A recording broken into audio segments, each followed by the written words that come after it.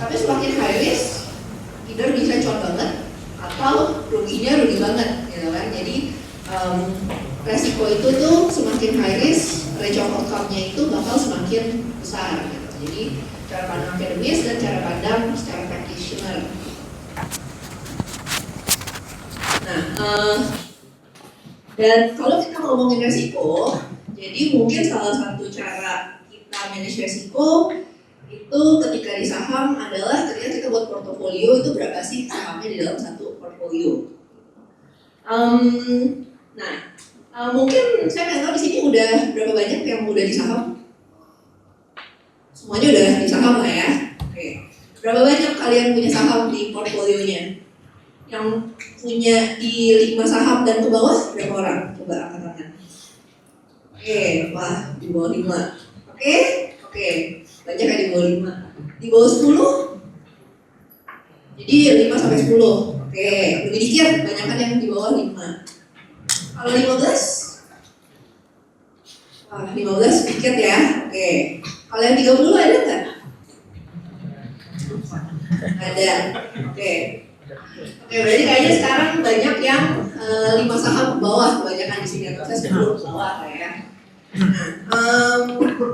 Itu ya saya ngerti kenapa. Karena kalau misalnya kita manage duit sendiri, dan apalagi kalau kita dengerin kalau yang value investing ya kan pada bilang kalau Warren Buffett itu, kita harus agak terkonsentrasi buat build wealth.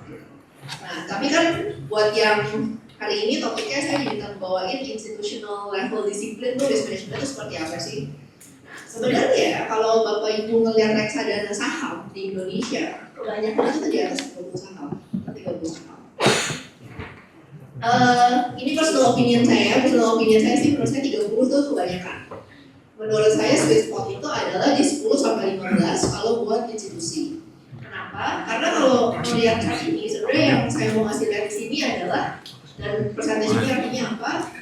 Jadi persentasenya itu ngasih lihat kalau Bapak Ibu punya jumlah saham di portfolionya segini. Kalau ada satu saham yang turun 40%, Bapak Ibu portfolionya itu turunnya berapa aja?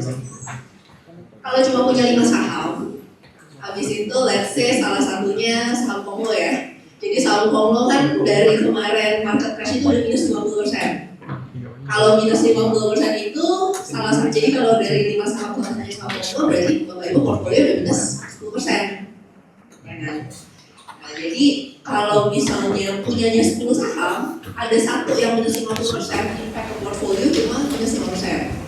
Kalau 15 saham, ada satu yang minus 50, impactnya cuma 3,3%. Jadi jumlah saham ini sebenarnya ada yang benar, ada yang salah. Yang kita mesti terima adalah kalau misalnya tadi ada satu yang minus 50%, penurunannya itu acceptable nggak sih buat Bapak Ibu? Gitu. Nah, kenapa saya bilang kalau buat institusi biasanya 10 sampai 15?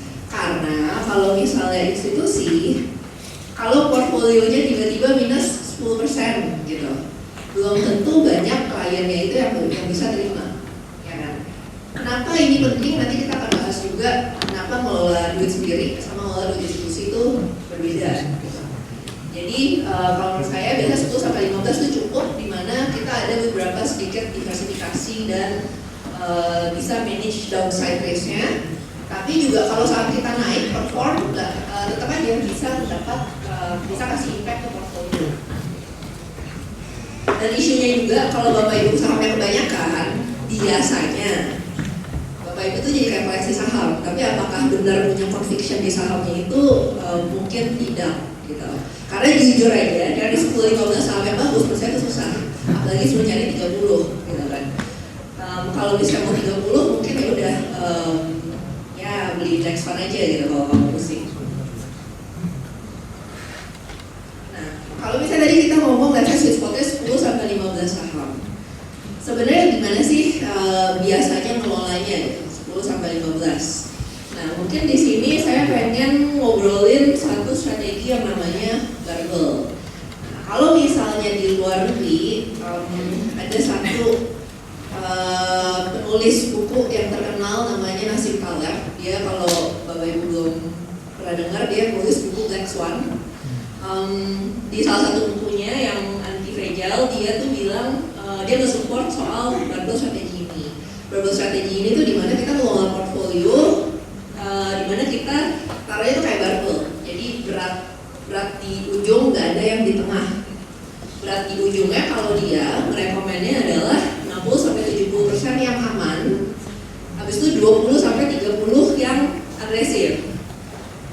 Kenapa sih seperti ini? Logikanya di sini adalah kalau kita belinya yang kayak agresif banget, kalau misalnya kita kehilangan 20-30% dari portfolio kita, biasanya tuh hidup gak bakal berubah.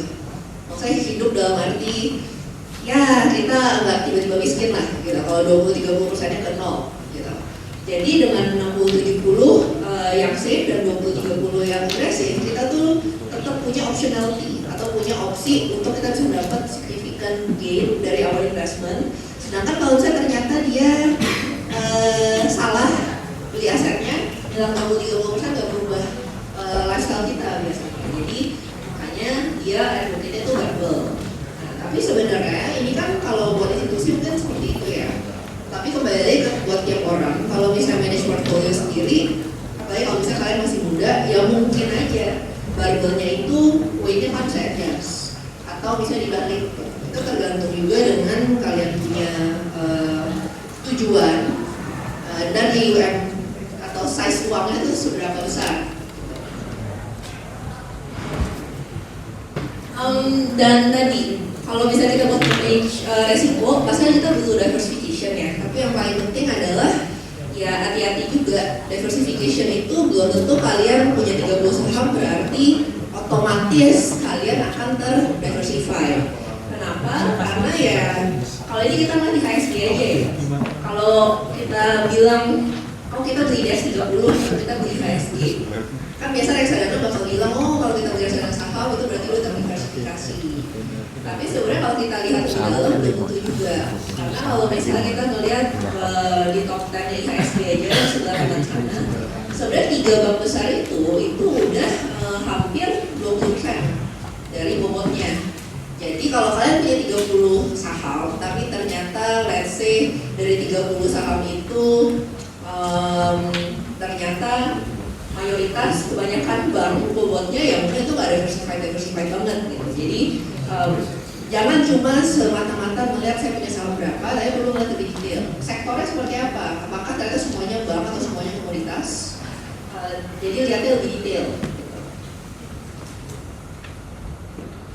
Nah, itu kan tadi kita ngomongin soal manage portfolio, berapa banyak saham dan strateginya seperti apa. Kalau buat secara institusi, resiko yang biasanya paling pertama dilihat, tapi retail itu hampir nggak pernah dilihat ya, itu adalah yang namanya likuiditas. Kenapa? Karena kalau buat institusi, kita tuh pentingnya survival. Survival sebenarnya kalau saya ngelola dana dan ngelola dananya saya minus 50%, to be honest bisa aja saya masih survive. Banyak kok pengelola dana di luar sana minus 30% setahun tapi masih berlanjut dia punya perusahaan. Tapi resiko yang kita nggak bisa tolerate adalah biasa likuiditas. Kenapa? Karena kalau misalnya kita mengelola dana reksadana saham, itu kan settlementnya kita kalau misalnya kalian cairin reksadana saham itu kan kalian pasti dapat duitnya dalam waktu maksimum by regulation yang bersama. Kalau misalnya tiba-tiba pengelola reksadana kalian nggak bisa deliver, ya itu basically the end lah for the fun. Jadi yang biasanya resiko sebagai portfolio manager melihat yang paling pertama pasti adalah liquidity dulu. Tapi kalau retail biasanya nggak peduli, ya kan? Nah, kalau kebanyakan fund manager dia punya law of thumb adalah saya harus bisa exit suatu posisi saya itu dalam waktu 5 hari ketika saya mau exit. Maksudnya kalau satu saham dia punya posisi 25M, ya berarti dia mesti bisa exit average liquidity saham ini nggak boleh di bawah 5M per hari. Karena kan 25 kali 5 kalau dia bisa fully exit dalam 5 hari itu baru nge-fulfill dia punya risk management criteria. Jadi kalau buat fund gede biasanya ada liquidity requirement itu. Dan tapi juga yang biasanya orang-orang lupa adalah ketika market crash, liquidity itu belum tentu ada. Contoh, kalau kita melihat secara historis ya, ketika sahamnya lagi naik atau sahamnya lagi rame, liquidity tinggi sekali. Kayak kemarin sebelum market crash di HSG itu satu hari transaksi jauh lebih tinggi daripada sekarang. Nah, tapi ketika lagi ada crash atau misalnya pas waktu itu COVID crisis, biasanya likuiditas tiba-tiba menghilang. Ketika likuiditas menghilang, dari awal yang kita pikir itu bisa 5 hari exit, ternyata bisa menjadi 15 sampai 20 hari. Jadi ketika kita manage resiko likuiditas kita nggak cuma bisa pakai average, kita mesti melihat worst case itu bisa seperti apa sih. Jadi perhatiannya di situ. Dan soal likuiditas ini kalau buat kita mengelola dana besar, itu tuh isunya adalah itu bisa beruntung gitu. Karena kalau misalnya likuiditas nggak ada, tapi kemudian kita dapat pressure dari klien, oh saya udah mau ngambil duit saya, itu bakal bikin harganya lebih jatuh lagi. Gitu. Jadi itu maksudnya yang nomor 3 sebelah sana chain reaction, di mana ketika marketnya crash plus semua orang rame-rame perlu exit, itu semuanya bakal kena for selling dan yang bakal at risk itu portfolio kita. Jadi bukan cuma dropnya tambah parah, tapi juga bisa aja kita gagal balikin duit ke klien, dan kemudian nanti ketika kita udah gagal ngasih duit ke klien, itu pasti di market udah rame itu. Reksadana A atau reksadana B dia telat loh bayarnya. Itu udah jadi chain reaction ya, itu bisa bikin reputasi dan fundnya itu fail. Jadi itu buat yang drawdown. Dan kalau misalnya kita dan kenapa managing drawdown atau bisa penurunan itu sangat important. Dan mungkin kalian sering dengar kalau dari investor-investor terkenal kan mereka sering ada quote-nya itu, kalau kayak Warren Buffett dia bilang, oh rule number 1 adalah never lose money, rule number 2 adalah look at rule number 1. Sebenarnya prinsip seperti itu totally rational dan memang di-base dengan matematika. Kenapa? Karena banyak yang orang nggak sadar kalau kalian loss itu buat merecover duitnya, kalian perlu percentage yang lebih besar daripada original loss kalian. Jadi kalau misalnya di sini saya ada kasih beberapa contoh. Kalau misalnya minus 10%, buat kalian balikin duit kalian tuh perlu sahamnya naik 11%. Jadi ya beda dikit lah ya, 10 sama 11. Nah tapi semakin besar lossnya, kalau minus 25%, kalian perlu sahamnya naik 33%. Ya 33% masih reasonable lah ya, masih bisa achievable. Tapi kalau kalian melihat semakin gede lossnya, saya minus 50%. Kalau minus 50%, banyak orang yang nggak sadar, itu berarti kalian perlu sahamnya naik 100% loh buat balikin duit kalian. Seberapa besar sih possibility-nya buat saham itu untuk kembali naik 100%? Of course memang ada yang bisa seperti itu, tapi banyak orang yang nggak sadar kalau matematikanya itu seperti ini gitu. Jadi kalau Ray Dalio, seingat saya pernah ngomong, dia bilang kalau saya tiap tahun returnnya itu minus 50, tapi kemudian bisa plus 50, itu ujungnya saya bakal lose a lot of money. Karena tiap kali minus 50, dia perlu 100% untuk balikin duit. Minus 50, kemudian naik 50%, itu sebenarnya nggak ada apa-apanya, masih loss ujung-ujungnya. Jadi that's why managing drawdown atau managing resiko is very important. Ini juga kenapa mungkin kalau buat banyak trader dia juga ada specific rules ya. Oh kalau saya udah turunnya berapa persen, ini saya harus paksa cut. Jadi itulah kenapa ada beberapa rules seperti itu. Karena secara matematikanya ya, memang kalau makin parah dropnya, ya perlu naiknya lebih banyak. Ya hopefully di sini nggak ada yang minus 75% ya sahamnya ya. Karena kalau ada minus 75%, kalau kalian tidak sadar, kalian perlu sahamnya naik 300% buat merecover duit awal kalian.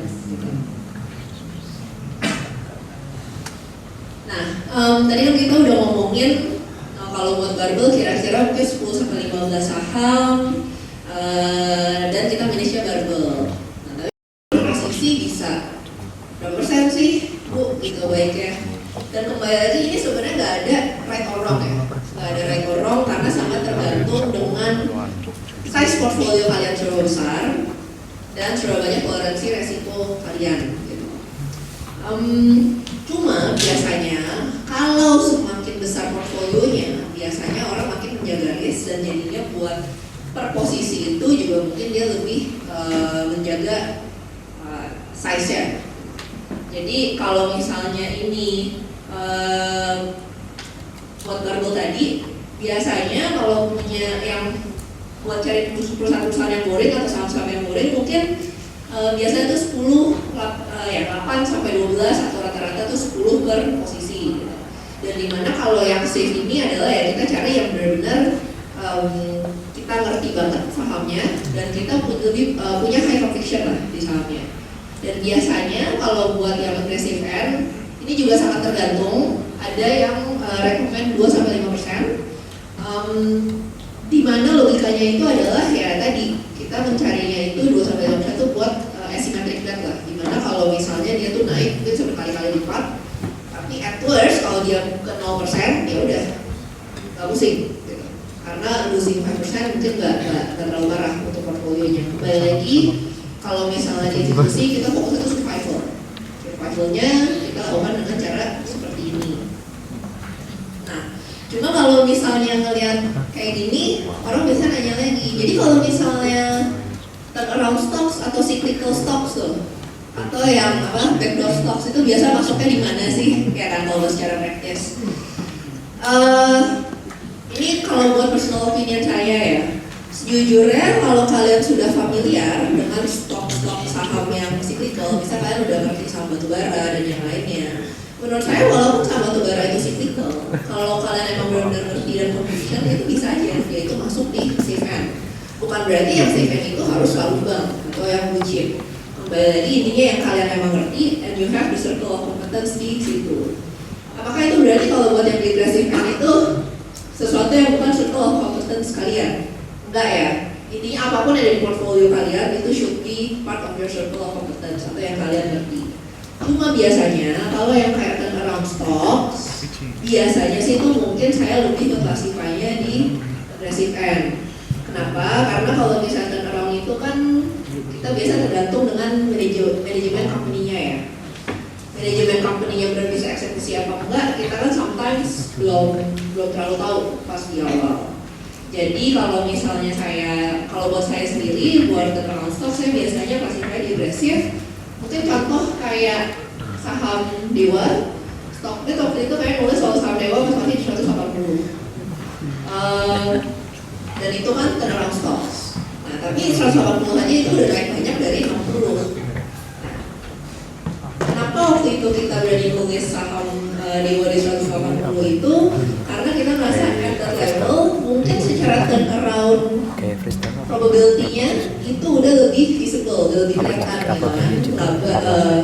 dia punya ekspansi udah mulai kelihatan, dia punya laba kelihatannya udah bakal muncul dan itu jadinya mungkin kalau dulu awalnya kalian beli 5% kan bisa pelan-pelan build up jadi posisi yang lebih besar. Jadi bisa aja nanti yang agresifkan ini ketika dia sudah lebih less risk dan lebih ada certainty-nya bisa aja dia menjadi safe end gitu. Jadi kalau saham tuh jarang black and white ya, kayak oh yang benar tuh seperti ini, itu tuh fluid gitu.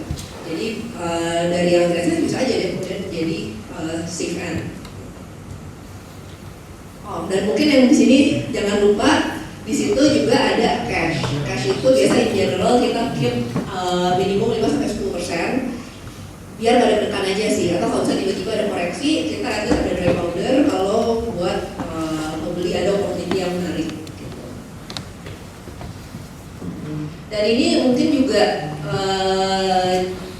kan suka ada yang nanya, ya kalau gitu, kalau saya udah yakin nih sama ini saham, saya udah tahu dia kayaknya mau turnaround, itu belinya mendingan sekali apa nyicil ya.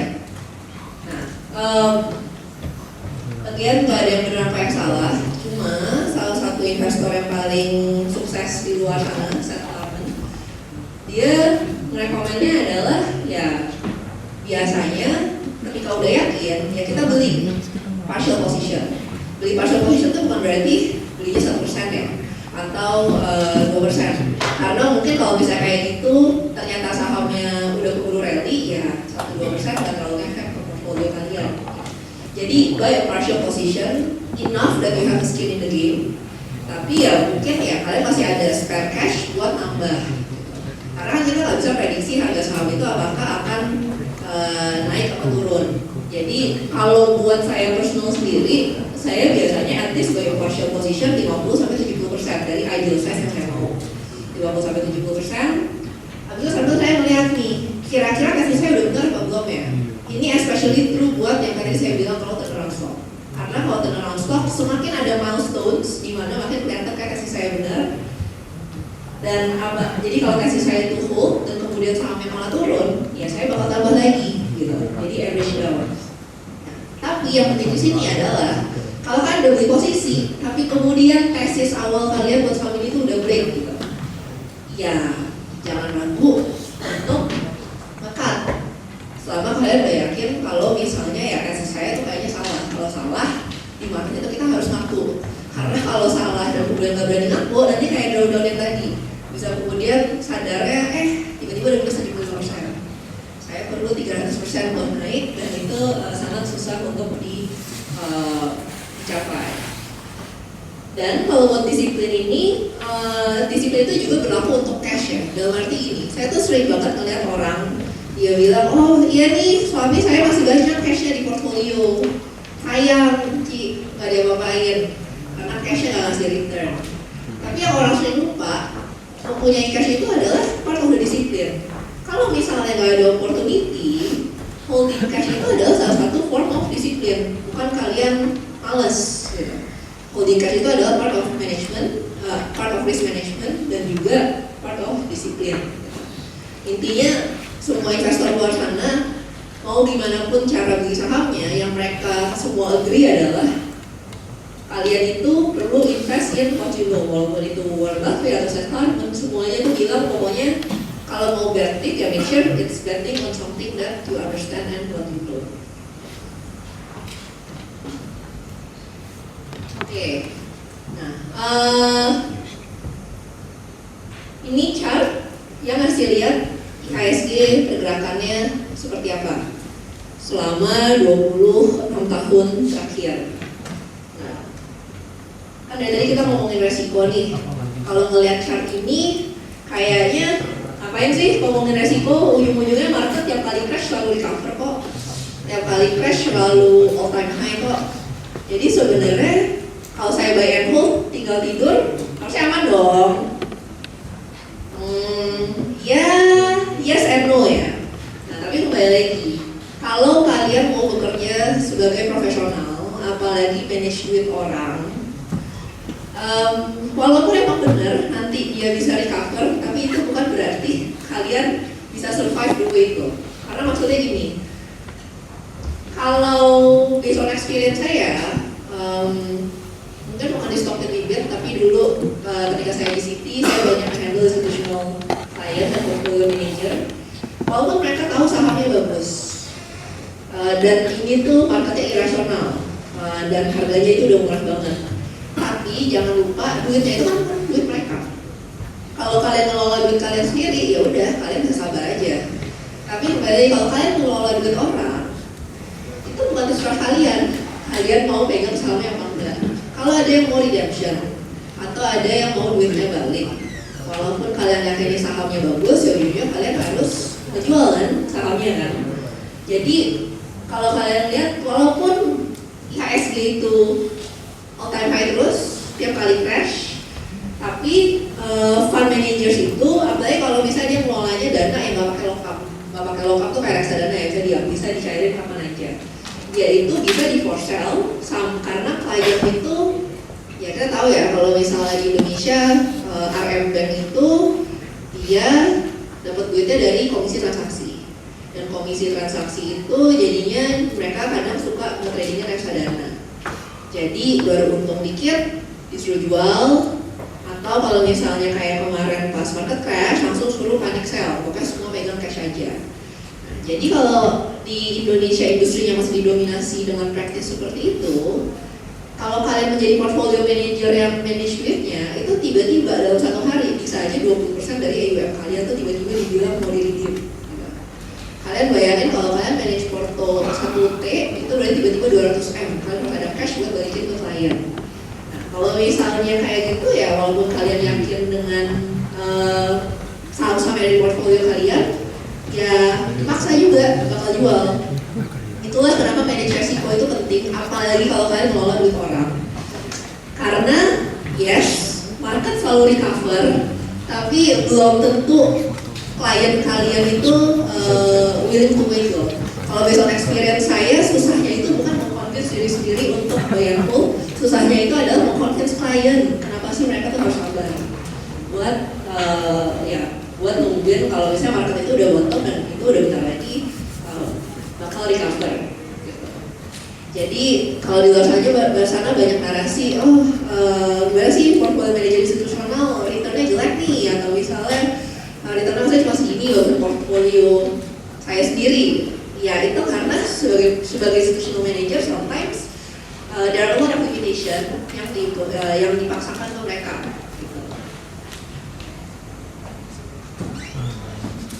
Dan kemudian this is the third part of the presentation, di mana kita mau ngomongin juga soal risk management. Kan orang pada bilang, kalau risk management itu ya udah kita beli aja yang valuasinya masih murah. Jadi orang banyak yang take comfort, di mana kalau saya beli sahamnya udah murah ya udah aman. Tapi kemudian banyak yang lupa benar-benar murah apa enggak. Kenapa? Karena kalau yang udah pada belajar kan tahu ya, valuasi ada banyak caranya, mau pakai DCF, PE atau PBV. Nah di sini saya kasih lihat dulu deh kalau yang pakai valuasi cara DCF. Sebagai ex-analis, saya harus bilang nilai target price yang ada di report-report itu, kalau saya jadi kalian nggak usah dilihat lah. Kenapa? Karena sebagai analis sangat gampang ganti-ganti nomor di Excel. Apalagi kalau misalnya pakai DCF. Dulu rahasianya ketika Unilever masih 40 kali PI, cara bikin target price biar mencapai harganya segitu adalah mainnya di WACC dan growth, terminal growth. Kenapa? Karena secara matematika kalau pakai DCF, kalian ganti growth rate 1% sama WACC 1% aja, itu perbedaan target price itu bisa jauh sekali. Kalau kalian melihat dari sini ya, dari yang kalau kalian lihat yang paling atas kiri 4.200, itu dari yang paling konservatif sampai yang paling agresif 9.200, itu bedanya target price itu 100% loh. Beda 100% tuh cuma beda berapa persen loh growth rate-nya. Bedanya 2% sama 4% growth rate apa sih? Kan pasti kalian mikir 2% sama 4% beda dikit lah. Saya artinya aja 4% kan inflasi Indonesia, jadi harusnya bisa lah terminal growth rate 4%. Terus WACC 9 sama 11 kan kedengarannya nggak beda jauh ya. Tapi kalau secara valuasi, bedanya itu tuh bisa target price beda 2 kali lipat. Jadi kalian bayangin kalau kalian menggantungkan net worth kalian dalam report analis yang bilang valuasinya segini, tiba-tiba analisnya ganti asumsi dari 9.200 ke 4.200, gimana? Dengan gampang loh, itu cuma ganti nomor di Excel doang.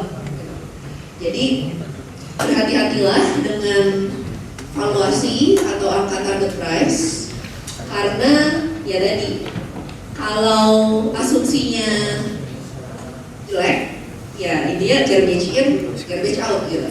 Cuma isunya di Indonesia adalah sebenarnya asumsinya itu kacau, tapi begitu udah keluar udah dibilang, ini udah pakai valuasi metode yang paling bagus loh, pakai DCF gitu. Jadi kembali lagi, don't look at the numbers, look at the thesis gitu. Asumsinya apa. Jadi tiap kali melihat report yang ada di DCF, yang kalian harus perhatiin adalah asumsinya gimana, asumsinya aneh apa enggak gitu. Tadi soal DCF. Nah, valuasi yang paling umum kedua adalah pakai PI sama PBV. Jadi ada yang bilang, beli aja saham di bawah PI berapa, atau kalau PBV di bawah 1 itu pasti murah. Atau kalau misalnya PI-nya single digit loh, udah pasti murah, ya kan? Cuma di Indonesia ini harus banyak berhati-hati dilengkapi dengan yang namanya value trap. Nanti kita ada case study, kita bisa melihat di mana PE/PBV itu tidak selalu benar ya. Jadi yang kalian harus tanya bukan angka PE-nya atau PBV-nya berapa. Karena kalau saham segampang itu, semua orang udah kaya. Karena contoh di Stockbit mau ngeliat PE atau PBV kan gak usah ngitung kok, cuma tinggal ngeliat di aplikasi. Kalau udah segampang itu cuma tinggal screening PE-nya di bawah berapa, ya udah banyak yang kaya, bukan ya gak susah itu di saham. Jadi jangan cuma ngeliat PBV-nya berapa, yang kalian harus bertanya adalah, yes sekarang PE-nya tuh murah, cuma labanya itu atau I-nya itu turun terus nggak ya? Dan turun terusnya itu kenapa?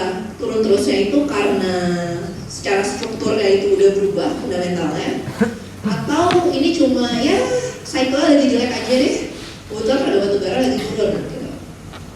Dan yang kedua is the competitive mode atau business model itu breaking. Contoh, Unilever tuh ketika revenue-nya slow down atau revenue-nya negatif, itu tuh struktural, ada yang perubahan dari dia punya bisnis atau competitive mode, atau ya cuma kebetulan lagi jelek aja ekonomi kita. Dan kemudian kita jangan cuma ngeliat P&L doang, kita perlu melihat PBV kan itu nilai buku ya. Nah tapi bukunya dia itu deteriorating apa enggak? Apakah bukunya itu tambah parah? Dan kemudian labanya itu benar laba nggak sih? Kayak ya laba PI-nya murah karena labanya gede. Cuma laba itu pernah jadi cash flow apa enggak? Karena kalau laba nggak jadi cash flow ya mungkin kemudian nanti akan bangkrut. Jadi murah dalam arti PI atau PBV itu means nothing, nggak ada gunanya. Kalau misalnya laba dan nilai bukunya itu sebenarnya turun terus atau nilai bukunya itu tidak valid. Nanti kita bakal melihat case study-nya, saya bakal especially focusing on valuation trap ini karena di Indonesia banyak sekali. Oke, dan yang terakhir sebenarnya kalau kita ngomong secara teori itu yang paling, kan tadi kita banyak ngomongin soal akademis ya, atau teorinya. Nah tapi sebenarnya kalau saham itu tadi, itu nggak saham itu sebenarnya atau investment itu bukan science. Saham itu tuh sebenarnya menurut saya lebih art. Kenapa? Karena faktor psikologi itu menurut saya adalah faktor yang salah satu paling menentukan kalian itu make money apa enggak. Jadi sebenarnya your brain is not your friend. Karena your brain sebagai human itu sebenarnya tidak fully rational. Ada banyak faktor emosionalnya juga. Contoh, ada yang namanya anchoring bias. Banyak kan orang merasa, dulu Unilever 8.000 loh, di 3.000 udah murah banget, di 4.000 udah murah banget. Tapi kayak harus kalian tanyakan adalah ya mungkin murah versus historis, tapi versus kenyataan apakah benar murah atau enggak. Jadi jangan terpaku dengan harga saham dulunya berapa, karena saham itu gak peduli kan beli harga berapa. Yang dia peduli itu adalah dengan kenyataan sekarang itu valuasinya seperti apa, murah apa enggak. Yang kedua, namanya ribet, cuma intinya gini aja. Yang kedua tuh intinya kita itu biasanya merasa lebih sakit kalau harus cut loss dibanding dengan punya gain dengan gain yang sama. Jadi kalau ada yang plus 10% sama minus 10%, minus 10% itu rasa 2 kali lebih sakit daripada plus 10%. Implikasinya apa? Implikasi psikologisnya adalah biasanya kalau udah plus 10% di TP, tapi minus 10% nggak mau ikat. Jadi ujung-ujungnya nanti bakal kayak timbul drawdown yang sebelumnya. Dari yang minusnya dikit, gak berani ikat, jadi udah minus 75. Sedangkan yang baru naik 10% udah deh naik profit. Jadi biasanya yang di gain, biasanya orang itu gainnya di take profit too early. Sedangkan kalau yang loss, biasa cutnya terlalu telat. Gitu. Jadi itu maksudnya faktor psikologi itu seperti itu. Dan yang terakhir itu confirmation bias, di mana ini, ketika kalian udah bikin tesis, kan udah analisa panjang, ketika ada orang yang bilang ke kalian, coba deh, kamu udah lihat faktor C belum? Jangan-jangan tesis kamu salah. Biasanya, instead of dengerin mereka dan kita beneran cek faktor C, biasanya kita tuh langsung merespons emotional. Enggak kok, tesis gue udah gini-gini, jadi langsung mendefend, langsung defensif gitu. Dan kemudian kita hanya melihat data point yang positif ke kita, padahal sebenarnya kan nggak ada salahnya kita buat tes tesis kita ngeliat faktor C tadi gitu, untuk benar tes kita udah benar apa belum. Nah kalau buat institusi biasanya kalau buat nge-reduce efek-efek begini, baiknya sih kalau kalian punya komunitas saham, kalian pilih satu teman kalian. Tugas lu adalah khusus buat nge-counter apapun yang saya ngomongin gitu. Jadi devil's advocate ya. Jadi buat nge-pick tesis kalian tuh yang lemahnya tuh di mana. Karena biar at least kalian tuh nggak ya cuma ngeliat bagus-bagusnya doang. Ingat, yang bikin kita salah itu bukan faktor negatif yang kita udah tahu, tapi kalau misalnya kita nggak kepikiran, benar juga ya ada faktor ini. Jadi kalau ada faktor negatif yang selama kita udah tahu itu nggak apa-apa, karena itu berarti udah dimasukin dalam proses ketika kita bikin tesis tersebut. Gitu. Dan kalau buat margin of safety, ini saya nggak perlu terlalu banyak karena mungkin kita udah familiar juga. Intinya kan mau sepintar-pintarnya kita bikin tesis itu kan kita tetap aja bisa salah. Nah jadi margin of safety konsep ini adalah ya intinya kita berasumsi kita itu pasti ada salahnya. Cuma toleransi salah kita tuh sudah banyak. Jadi tujuan punya margin of safety adalah ya kalaupun saya salah, tapi saya salahnya itu kalau saya punya margin of safety 30%, ya udah salah 30% sebenarnya masih apa ya? Saya lossnya nggak bakal terlalu banyak. Jadi margin of safety ini adalah konsep di mana kalian udah pakai valuasinya let's say 10.000 gitu. Cuma saya cuma mau beli kalau dia harga itu 30% diskon untuk punya 30% margin of safety dibanding dengan dia punya intrinsic value. Jadi at least kalaupun saya salah banget, saya beli 7.000 ada 30% tuh buffernya. Jadi itu juga salah satu cara kita manage resiko. Oke, itu tadi semua teori, hopefully gak terlalu boring. Nah, tadi kita mau ngomongin soal aplikasi teori tersebut di market, ya kan? Dan kebetulan di sini saya punya case study 2.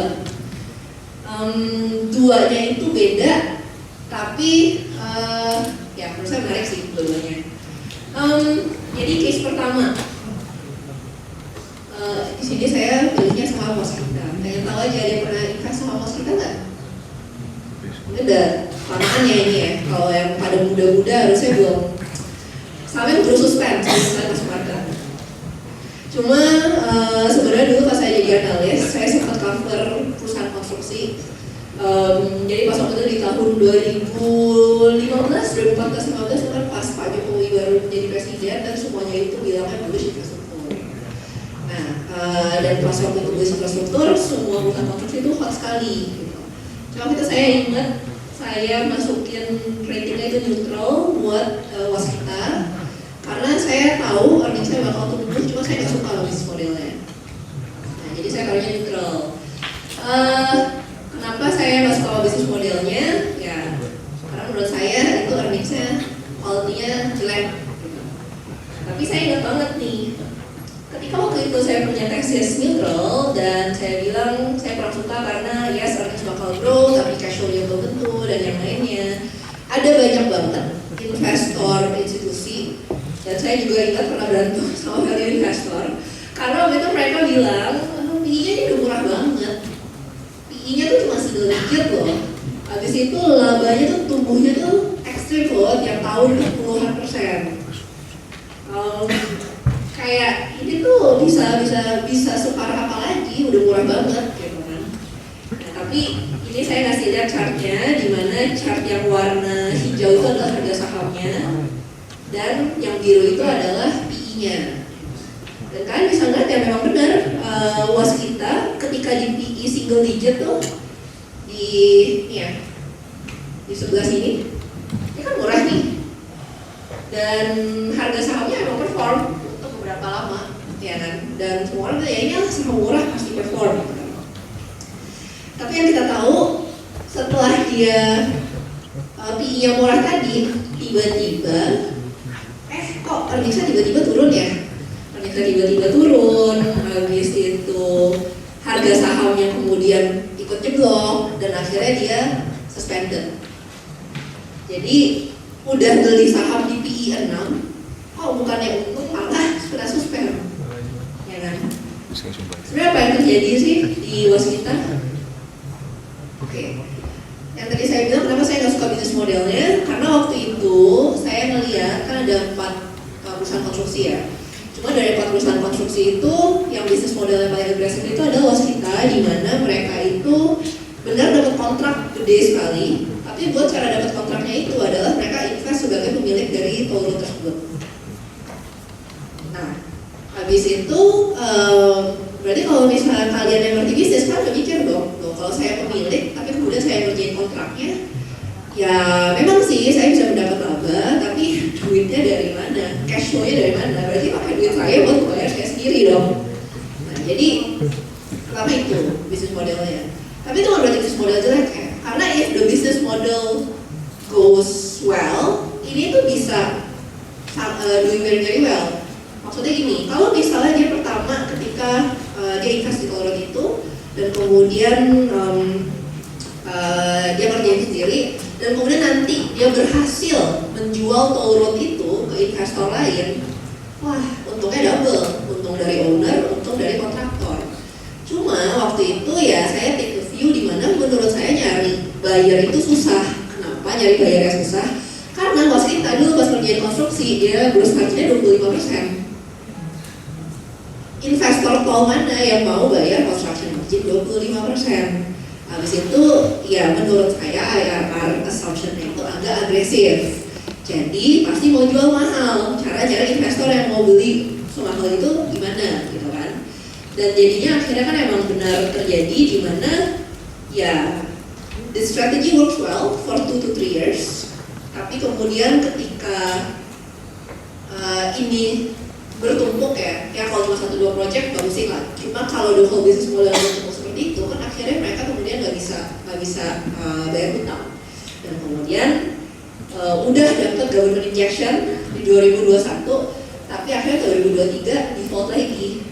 Jadi ya lesson di sini adalah jangan cuma ngeliat PI murah, kalian ngeliat labanya itu berkualitas apa enggak, labanya itu menjadi cash flow apa enggak. Oke, itu tadi soal waskita. Pelajarannya PI murah belum tentu aman, ya kan? Karena earnings quality belum tentu bagus. Oke, yang case tadi kedua ini menarik nih, karena kebetulan harga saham coal lagi pada naik atau batubara recently lagi pada naik, ya kan? Cuma ketika saya bikin case tadi ini waktu itu baru naik sedikit coal-nya, belum terlalu banyak. Cuma di sini saya bukan mau bilang saham coal jelek, tapi saham coal itu bisa jelek kalau kalian beli di cycle yang salah.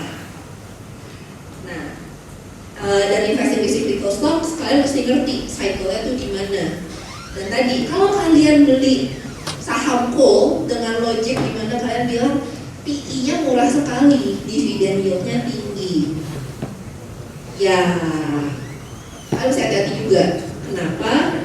Di sini saya punya chart, saya di sini tuh yang warna oranye itu adalah harga batubara, sedangkan yang warna hijau itu adalah harga saham ITMG. ITMG ketika pas 2022-2023 ketika waktu itu perang Rusia Ukraine, kan harga coal itu dari $100 naik ke $400 ya. Harga sahamnya juga dari 10.000 naik ke 40.000. Nah, ketika udah dipit di harga coal $400, ini saya kasih lihat chartnya lebih clear ya. Ketika harga saham di 40.000, semua orang bilang, ya masa kita nggak beli saham coal? Pas di saat itu tuh waktu itu dividen yield-nya tuh di atas 10% loh. Habis itu PI-nya cuma 2 kali PI, 3 kali PI deh. 3 kali PI udah murah banget. Ya saya tahu harga coal price udah naik segala macam, tapi itu murah banget, masa saya nggak beli? Tapi kalau ketika kalian investasi cyclical stocks, kalian mesti hati-hati di mana justru ketika PI-nya itu kelihatan paling murah, itu 3 kali. Apakah kalian mesti hati-hati apakah itu jangan-jangan earnings saya itu udah peak? Gitu. Karena kalau kalian melihat di sini, ketika PI-nya di bottom ya, tuh di 3 kali PI, harga sahamnya malah di peak di 40.000. Terus dari 40.000 balik lagi ke 20.000. Jam setengah duit kalian. Jadi yes, cyclical stocks can be very rewarding, tapi kalian mesti hati-hati tahu masuknya di mana. Kalau kalian beli cyclical stocks karena ngeliat PE-nya, ya itu justru bahaya dan malah salah. Justru biasanya kalau buat saham cyclical ini, ketika kalian beli di PE yang lebih ketika PE-nya mahal ya, ketika kalian melihat di sini, ini kan yang dari 10 sih PE-nya.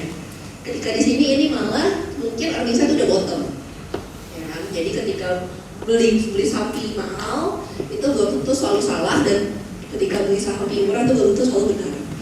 Jadi ya kalau buat cyclical stocks hati-hatilah jika belinya tuh masuknya di mana. Yang paling penting kan mesti ngeliat forward, drivernya itu apa? Drivernya saham cyclical, kalau buat komoditas ya harga komoditasnya. Harga komoditasnya ya kalian mesti tahu, atau kalian at least punya view lah, kira-kira harga batubara tuh stable-nya di berapa. Dan jadi kalian mesti adjust normalized earnings dan normalized PE-nya tuh berapa.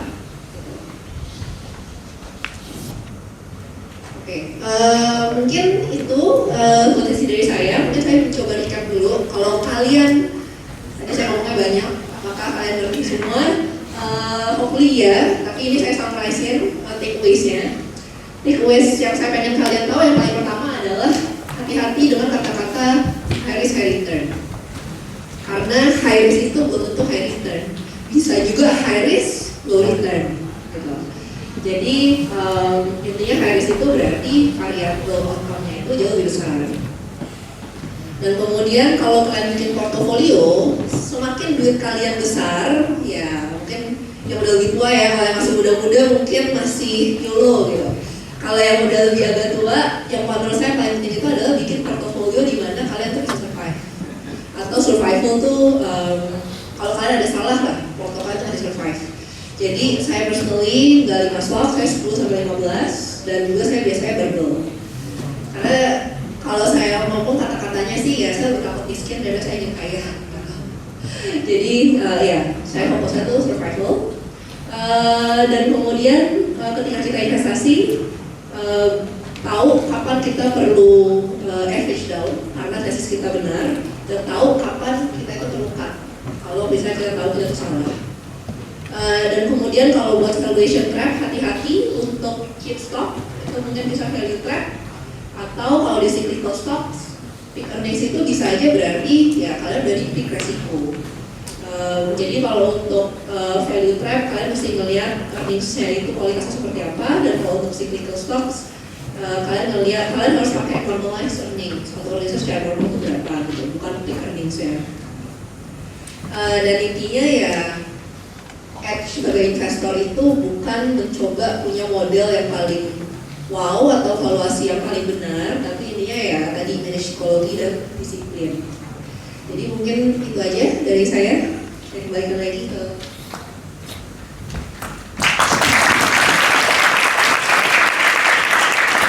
Investasi Ciputra.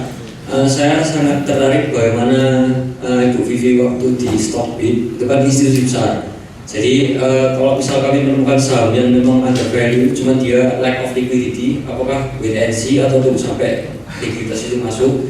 Kemudian yang kedua, apakah institusi besar seperti Stockbit itu mementingkan sumber likuiditas ini berasal dari mana? Apakah dari retail atau dari foreign? Terima kasih. Oke, pertama kalau di Stockbit sebenarnya kita broker, kita nggak ngelola portfolio sendiri ya. Cuma kalau yang ngelola portfolio kan pasti manajer investasi, dan kalau misalnya di Bibit kita ada penasehat investasi model pakai model portfolio, itu ya kita lebih manajemen. Nah, dan berdasarkan kalau saya melihat institusi-institusi, jadi aset manajemen yang di Indonesia atau yang di luar negeri, kayak dulu pas klien saya yang pas di Citi, liquidity itu sebenarnya pertama. Kalau misalnya nggak ada likuiditas saya itu jauh daripada yang mereka butuhkan, mereka bakal nggak invest at all. Kenapa? Karena kembali lagi, kalau kita institusi profesional yang manage duit orang, paling penting itu survival. Yang paling nggak bisa ditolerate itu adalah likuiditas. Karena ya tadi kalau tiba-tiba ada redemption, saya nggak bisa balikin duit, itu udah masalah survival, bukan masalah minus berapa persen gitu. Jadi yang paling pertama itu likuiditas. Itulah kenapa di IHSG ada banyak saham yang berfundamental bagus, tapi pada liquidity makanya bukan berarti institusi fundamental itu nggak bisa analisa saham atau nggak bisa nyari saham bagus, tapi mungkin karena mereka nggak bisa karena dari minimum likuiditasnya tersebut. Nah, jadi liquidity is the first thing sih. Dan yang kedua, tadi pertanyaannya lebih mengandalkan institusi foreign atau lokal atau retail gitu. Sejujurnya kalau saya melihat kalian mesti ngerti kan di mana di luar sana kalian institusi itu juga ada banyak macamnya. I think it's interesting buat kalian juga mengerti tipe-tipe aset management di luar sana itu apa aja. Ada yang hedge fund, ada yang long only fund, ada yang passive fund gitu. Jadi institusi itu nggak satu gitu. Nah, soal mereka rely sama likuiditas yang mana itu sangat tergantung. Kalau based on my experience, kalau saya melihat hedge fund. Hedge fund itu mungkin lebih fleksibel dalam arti kalau dia merasa ini saham yang bisa hot di retail atau karena bisa ada flow dari asing karena yang masuk indeks atau segala macam. Hedge fund lebih fleksibel, dia bisa ya intinya yang penting cuan lah gitu kan. Dia nggak peduli, yang penting ada wherever the liquidity comes from. Kalau dia merasa bisa ada liquidity dan naik, mereka bisa ikutan. Beda kalau kalian ngomong sama manajer institusi kayak Fidelity, Capital Group, itu adalah fund-fund di mana, misalnya Templeton gitu, itu tuh adalah fund-fund di mana mereka itu the whole investment philosophy adalah long only fund di mana mereka itu fokus ke long term bisnisnya dan fundamentalnya seperti apa. Mereka nggak peduli mau dia masuk indeks apa enggak, mereka nggak peduli dia ini bakal dibeli retail apa enggak, selama likuiditinya mencukupi dia punya kriteria, ya, dan dia dan cocok sama investment filosofinya mereka, ya mereka bakal masuk. Jadi tergantung tipe institusi seperti apa.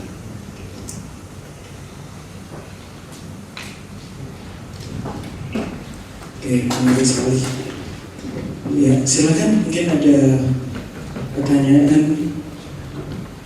sebelah kanan. Ini moderatornya pasti tidak punya kesempatan bertanya. Silakan. Saya Michael dari Umum. Jadi saya pertanyaan pertama, tadi kan Ibu Vivi mengatakan kita perlu dry powder 5-10% ya. Kalau untuk institusi mungkin perlu itu supaya ada cash untuk bayar liquidity ke nasabah. Tapi untuk customer investor retail perorangan, apakah perlu selalu menyediakan dry powder di kondisi apapun? Jadi sekalipun marketnya harganya lagi murah, kayak pas kondisi COVID atau pas krisis 2008, apakah tetap harus ada 5-10% sebagai wujud disiplin? Jadi sekalipun di rekening RDN ada saldo 5-10%, tetap harus dipertahankan serendah apapun harga marketnya. Terus kedua, Warren Buffett pernah bilang my holding period is forever. Padahal saya lihat bahwa di prakteknya saham blue chip apapun itu nggak ada yang harganya naik terus, jadi pasti ada kalanya turun. Nah itu apakah saham yang masih layak di Bursa itu masih relevan untuk kondisi sekarang? Apakah, soalnya menurut saya apakah lebih baik kalau ya kalau harga sudah naik ya kita jual, kita cari saham yang bisa naik lebih tinggi lagi daripada hold di satu saham. Terima kasih. Oke, pertanyaan pertama soal cash level. Oke, kalau buat personal ya, saya jujur, saya try to keep 5-10%, tapi kembali lagi, kita kan perlu adaptif. Jadi kalau kita emang merasa itu lagi murah banget, bisa aja cashnya hampir nol, tapi we need to understand di mana itu tuh harusnya adalah keadaan yang temporary. Dalam contoh ya, contoh saya sendiri personal, ketika 1-2 minggu yang lalu, pokoknya around the time, waktu itu saya ingat karena saya juga ada nulis di Stockbit yang soal minus. Pokoknya saya melihat kayak drawdown 23% tuh kayaknya sih udah bottom. Saya nggak bilang pasti udah bottom ya. Cuma kalau kita melihat secara historis rata-rata crash secara historis itu average-nya itu maksimum drawdown itu sekitar 25%. Waktu itu IHSG itu udah minus 23%. Berarti kecuali krisis ini bakal jadi jauh lebih besar kayak GFC atau COVID, minus 23% tuh udah deket atau hampir bottom lah gitu. Jadi ketika saat itu ya udah saya mulai deploy cash. Jadi waktu itu sempat cash saya di MDR bisa 7.000 itu sempat ada. Tapi kembali lagi itu tuh bukan keadaan normal. Jadi menurut saya I did that with the understanding di mana ini tuh temporary.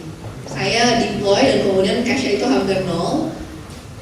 Tapi pelan-pelan bakal saya naikin kembali ke 5-10%. Yang bahaya adalah diturunin deploy ke jadi cashnya itu nol.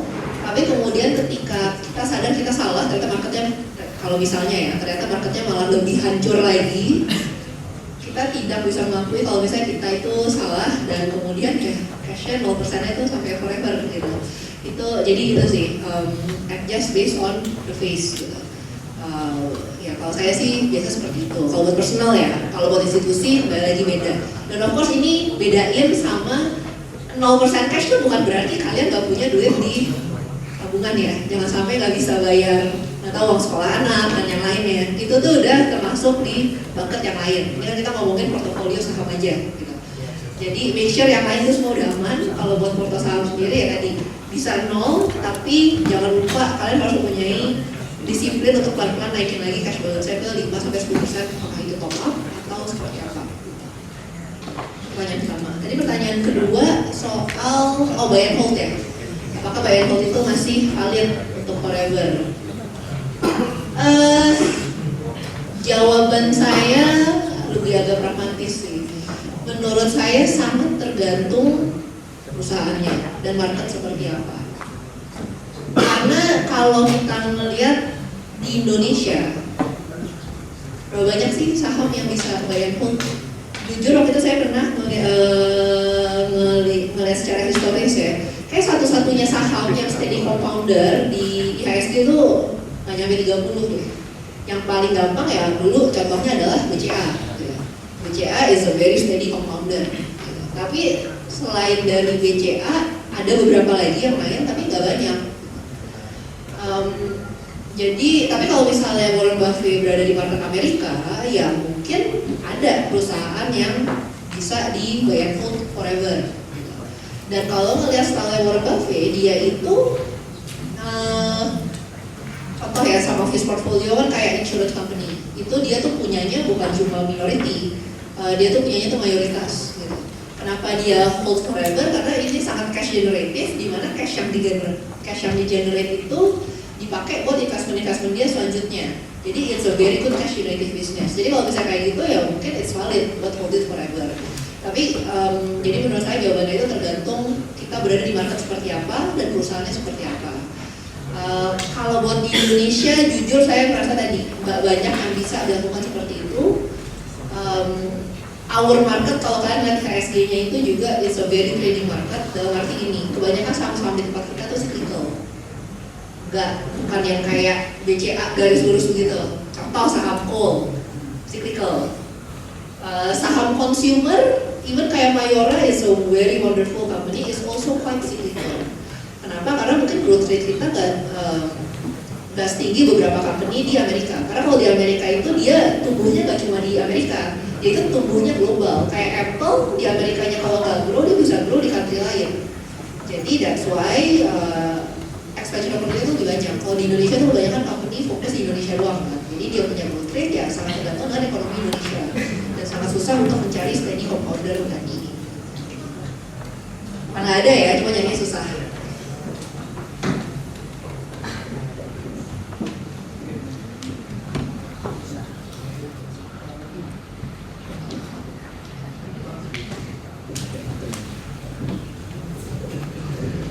Oke, baik, silakan untuk pertanyaan selanjutnya di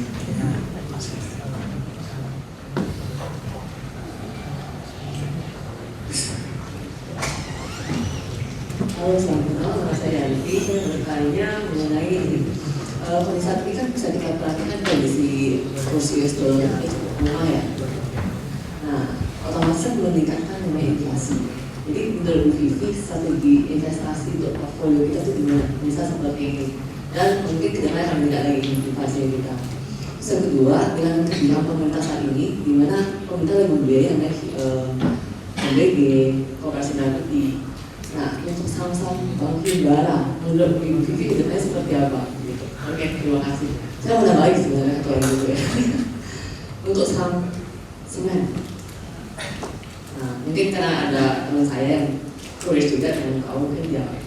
Untuk saham semen, gimana Vivi juga banyak. Terima kasih. Kalau ada yang saya lupa nanti, oh ya Pak. Yang pertama soal inflasi, gitu. Menurut saya kalau misalnya ada inflasi, oke, pertama untuk any investment ya, kalian selalu mesti ngelihatnya itu adalah adjusted return-nya atau real return-nya. Jadi contoh, ada yang bilang, oh deposito 4%, tapi kalau inflasi kita 4% ya ujungnya net return-nya kan mau real return-nya. Nah, kalau buat inflasi, of course, apalagi tadi ngomongnya USD ya. Saya sendiri personally have looked at this, and for my own personal investment portfolio, saya memang ada aset forex, kalau saya yang investasi luar, saya dari saham US atau pegang kurs, tapi jujur nggak banyak. Kenapa? Karena satu, jangan lupa kalau misalnya this foreign investment, kalian harus bayar pajak, di mana itu pajaknya itu sesuai dengan kalian punya tax bracket. Jadi kalau misalnya kalian tax bracket 30%, kalian untung saham US, let's say kalian cuma 30% deh, jangan lupa 30% itu dipotong 30% pajak. Jadi itu satu. Pegang kurs juga, kalau kalian ngobrol sama konsultan pajak kalian, pegang kurs itu tiap tahun di SPT kan kalian convert ke rupiah tuh. Ini jangan lupa, itu juga technically itu capital gain loh. Kalian juga harusnya kena pajak di situ. Because of that tax reason, saya juga belum terlalu banyak taruh di aset luar negeri. Kenapa? Karena menurut saya, walaupun saya tetap investasi pasar saham Indonesia, USD adjusted return-nya, di mana rupiah itu melemah, return yang didapat dari saham itu masih di atas dari pelemahan rupiah tadi. Dan ini kenapa? Karena menurut saya kalau ada inflasi itu justru yang bagus itu invest di perusahaan-perusahaan yang memang punya pricing power buat nge-pass on inflasi itu ke consumer. Ya tadi, kalau misalnya ada inflasi, cost naik. Kalau kalian berinvestasi di perusahaan yang memang benar bagus, gitu. Kalau cost naik ya udah mereka naikin harga ke customer. Naikin harga ke customer, earnings-nya tumbuh dong. Earnings-nya tumbuh, kalian dapat lagi dividen. Jadi kalau kalian investasi di perusahaan, bukan di instrumen yang baku kayak obligasi di mana itu returnnya fix, kan returnnya bergerak untuk men-take into account dan inflasi tersebut. Jadi itu kenapa saya sendiri ya masih mayoritas portofolionya di saham Indonesia, karena selain tadi returnnya masih di atas inflation adjusted, kedua pajak, karena final tax itu sangat powerful untuk investasi. Yang kedua tadi Oke, mungkin disclaimer dulu, saya sendiri bukan analis bank dan bukan analis semen.